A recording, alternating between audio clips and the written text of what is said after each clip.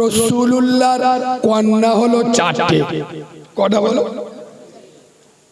জয়নাব, রুকাইয়া, কুলসুম, আম্মা জান, ফাতেমাতুজ জোহরা।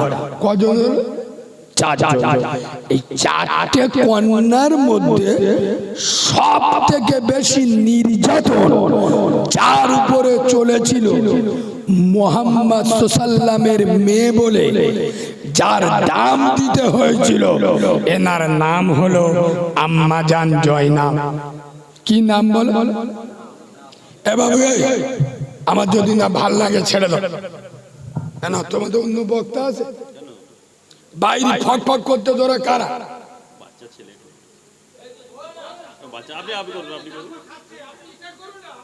না ভাই, আমি ওরকম লোক নয়।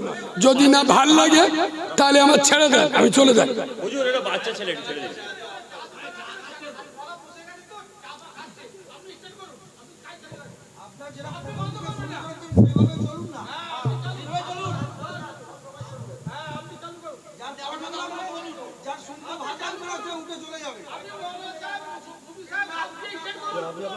আসলে কি জানেন আব্বা,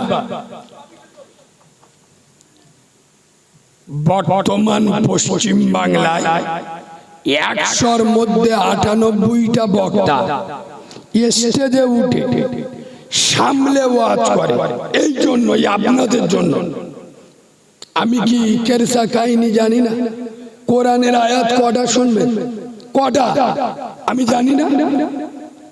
আপনাদের জন্য বক্তারা সামলে ওয়াজ করে। কেন? শ্রোতা যাতে না চটে যায়। শ্রোতা চটে গেলে আমার দাউদ হবে, বুঝতে পারছো? শ্রোতা চটানো যাবে না। আর শ্রোতা চাই চুমো খাওয়া বক্তা। হারামের বিরুদ্ধে বললি এদের জ্বালা লাগে, বেনামাজিদের বিরুদ্ধে বললি এদের জ্বালা লাগে, সমাজের হক কথা বললে এদের জ্বালা লাগবে। রাসূলুল্লাহ চারজন কন্যার ভিতরে সব থেকে কষ্ট পেয়েছিল এবং মুহাম্মদ সাল্লামের মেয়ে বলে দাম দিতে হয়েছিল আম্মা জান জয়নাব। এই আম্মা জান জয়নাবের বিয়ে হয়েছিল উতবার সাথে। কি নাম? এই উতবার বাপের নাম কি জানো? আবু লাহাব। স্পেশাল কাফের, ডেঞ্জারাস কাফের, যার সম্পর্কে কোরআনে আল্লাহ বদদুআ করেছে, তাব্বাত ইয়াদা আবি লাহাব ওয়া তাব। এই আবু লাহাব এর বেটা হলো উতাইবা, আর উতাইবার স্ত্রী হলো রাসূলুল্লাহর নবুয়তের রক্তের মেয়ে, নাম হলো আম্মা জান জয়নাব। এত নির্যাতন করত, খোদার কসম।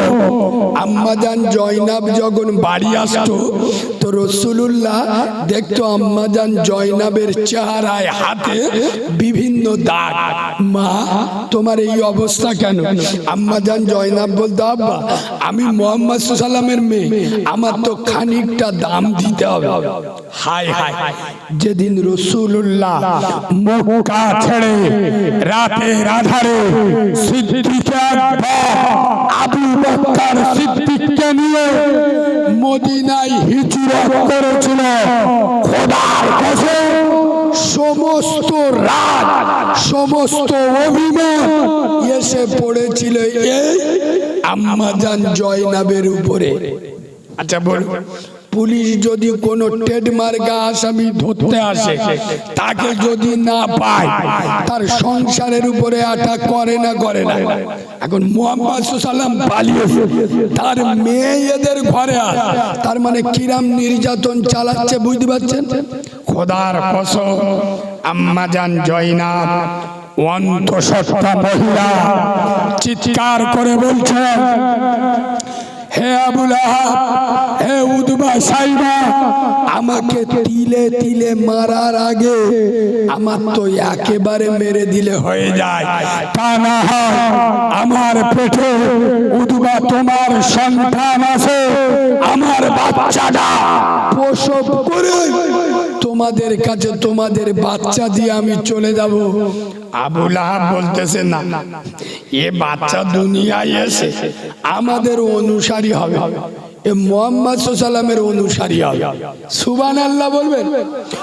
আবু লাহাবের মতো কাফের সেও জানে যে জয়নাবের গায়ে নবুয়তের রক্ত আছে, মুহাম্মদ সাল্লাল্লাহু আলাইহি ওয়াসাল্লামের তার পেটের বাচ্চা আমাদের অনুসারী হতে পারে না।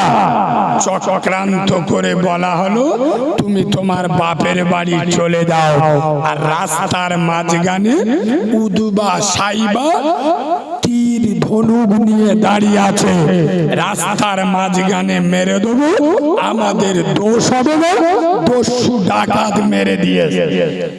তার আগে জয়নাবকে পার করার আগে দুটো অফার দিল। জয়নাব, তোমার উপরে নির্যাতন করা হবে না, তোমার দুটো জিনিস করতে হবে। তুমি যেটা পড়েছো লা ইলাহা ইল্লাল্লাহ মুহাম্মাদুর রাসূলুল্লাহ, এটাকে অস্বীকার করতে হবে। তুমি যে মুহাম্মদ সাল্লামের মেয়ে, এটা তোমার অস্বীকার করতে হবে। বলুন পাড়ার মুসলমান বুকে হাত দিয়ে বলো, আম্মা জান জয়নাব যে মায়ের পেটে এসছে, যে বাপ জন্ম দিয়েছে, এই জয়নাবের পক্ষে আল্লাহর কোরআনকে অস্বীকার করা, কলেমাকে অস্বীকার করা, মুহাম্মদ সাল্লাল্লাহু বাপকে অস্বীকার করা জয়নাবের দ্বারাই সম্ভব। আম্মা জান জয়নাবকে কলেমা ছাড়তে নিষেধ করলেন কেন? কলেমার মানে কি জানো? কলেমা পড়েছো নামাজি হতে হবে, কলেমা পড়েছো সুদ ছাড়তে হবে, কলেমা পড়েছো চেনা ব্যভিচারী করা যাবে না, কলেমা পড়েছি বাম্মার ভাত দিতে হবে, কলেমা পড়েছি মানুষের উপরে জুলুম অত্যাচার করা যাবে না। এটাই হলো কলেমা মানে এটা কলেমা খোদার কসম, কলেমা ছেড়ে দাও, আর নইলে পাপকে অস্বীকার করো। আম্মা জান জয়নাব দুটোকে স্বীকার হলো না। রাস্তার মাঝখানে উতবা সাইবা দাঁড়িয়ে আছে, জয়নাব উটের পিঠে করে চলে যাচ্ছে। খোদার কসম মক্কা এবং মদিনার মাঝখানে আম্মা জান জয়নাবকে লক্ষ্য করে একটার পর একটা যখন তীর মারছে, একটা তীর এসে আম্মা জান জয়নাবের তল পেটে লেগে গেছে। আম্মা জান জয়নাব উটের পিঠে থেকে পড়ে গেল। পড়ে যাওয়ার পরে নিজের বাচ্চাটা পেট থেকে ভূমিষ্ঠ হয়ে গেল। পানি পানি করে চিৎকার করছে। উট নিজের মুখ থেকে পানি তুলে আম্মা জান জয়নাবের গালে পানি দিচ্ছেন। একবার সুবহানাল্লাহ বলুন। এই উট কত বড় প্রাণী, যার সম্পর্কে আল্লাহ কোরআনে বলেছে 30 পারায় সূরা গাশিয়ার মধ্যে এসেছে, আফালা ইয়ানজুরুনা ইলাল ইবলি কাইফা খুলিকাত। আমি আল্লাহ উটকে বড় সুন্দর করে বানিয়েছি। একবার সুবহানাল্লাহ বলুন। এবার এই যে বিজ্ঞানীরা ফ্রিজ আবিষ্কার করেছে না, ফ্রিজ আমরা ঠান্ডা পানি টানি রাখি, এই যে ফ্রিজ আবিষ্কার করেছে উটের পেটকে গবেষণা করে নিজের পেটের মধ্যে 6 মাস খাবার, পানি এবং অক্সিজেন ধরে রাখতে পারে। বিজ্ঞানীরা উটের পেটকে রিচার্জ করে ফ্রিজ আবিষ্কার করেছে। এই আম্মা জান জয়নাবের মুখে পানি দিলে আর যে বাচ্চাটা ভূমিষ্ঠ হলো, বালি সরিয়ে চাপা দিয়ে দাঁত দিয়ে তীরটা কামড়ে তীর বার করে উট হাঁটু গেড়ে বসে গেল, আম্মা জান জয়নাব পিঠে বসে গেল, মদিনায় টুকটুক করে চলে গেল। খোদার কসম, বাচ্চার যখন কোনো বিপদ হয় সবার আগে বিনা টেলিফোনে বিনা ইশারা বুকে বাজে কার? বাপ এবং মায়ের। আজকের জয়নাবের মা খাদিজা বেঁচে যায়। রাসূলুল্লাহ কিছুদিন ধরে মদিনার উপকণ্ঠে এসে দাঁড়িয়ে থাকেন। রসুল দেখছেন উঠে করে আমার জয়নাব আসছে, শুনলে পাগল হয়ে যাবেন। আম্মা জান জয়নাব কয়েক বছর বিছানায় পড়েছিল। আমাদের ডাক্তারের ভাষায়, ভারতের ভাষায় বুঝে না, ডাক্তার বলে এ রোগী কোমায় চলে গেছে। কিসে? মানে বেঁচে আছে, সারা নেই, শ্বাস প্রশ্বাস নেই, খেতে পারে না, কথা বলতে পারে না, এমন অবস্থায় আম্মা জান জয়নাব কয়েক বছর ছিলেন। বদরের জিহাদ হবে, রাসূলুল্লাহ বদরের জিহাদে যাবেন। যাবার আগে আম্মা জান জয়নাবের কপালে চুমা খাচ্ছে না। রসুল বলছেন, জয়নাব আমি তোর আব্বা বিশ্বনবী, বদরের জিহাদে যাচ্ছি। আজ ইসলামের টিকে থাকার লড়াই, কোরআনের জন্য, দ্বীনের জন্য, শরিয়াতের জন্য, একত্ববাদের জন্য তোর বাপ আজ বদরের ময়দানে যাচ্ছে। জয়নাব আমার জন্য দোয়া করো। সোনার বাবাজি কপালে চুমা খেয়ে রসুল যখন মুখ ঘুরিয়েছে, পিছন দিক দিয়ে সাহাবা হুজুররা বলছেন, ইয়া রাসূলুল্লাহ, ইয়া হাবিবাল্লাহ নবী, আপনার জয়নাব আর দুনিয়ায় বেঁচে নাই। খোদার কসম, রাসূলুল্লাহর মেয়ে জয়নাব মহিলারা গোসল করিয়ে দিলেন। রসুল নিজের হাতে কবর খুললেন আর নিজের নবুয়াতের পিঠ কবরে লাগালেন আর বললেন, কবর আমার মা মরা মেয়ে জয়নাব তোর কাছে রেখে যাচ্ছি। আমার এমন একটা হতভাগা মেয়ে, জীবনে স্বামীর সুখ পাই নাই, শ্বশুরের সম্মান পাই নাই, দেওর ভাসুরের কাছে ইজ্জত পাই নাই।